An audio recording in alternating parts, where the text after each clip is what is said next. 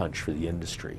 One of Canada's biggest oil corporations is heading south, saying goodbye to the country's pipeline crunch in favor of U.S. investors.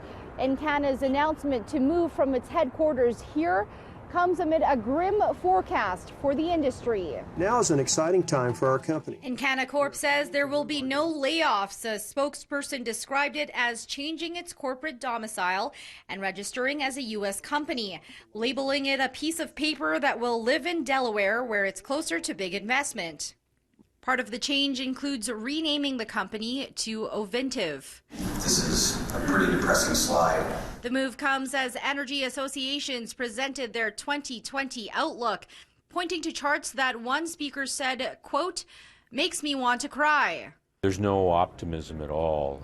The lack of durable public policy has resulted in a drying up of investment in the area. Without more investment, there's no activity. The Petroleum Services Association of Canada's forecast expects 4,500 wells to be drilled in the country, a plunge from the year before. The province blames Encana's move on the Prime Minister and his policies. The signal that he has sent on the importance of oil and gas to Canada has been abysmal.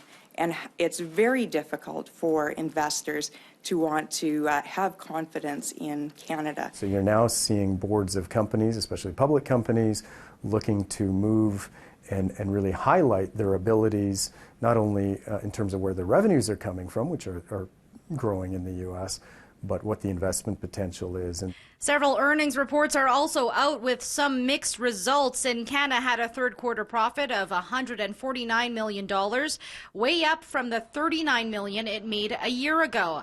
Calgary-based producers Suncor reported over $1 billion in earnings, a drop. Cenovus says it had strong earnings of $622 million.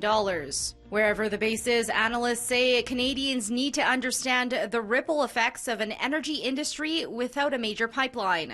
There's a steel plant in Sault Ste. Marie operated by Tenaris. They produce $1 billion worth of steel a year. None of that steel goes into the automotive sector. 100% of that steel goes into making tubulars for the oil and gas business. In Calgary, Crystal Lederis, City News.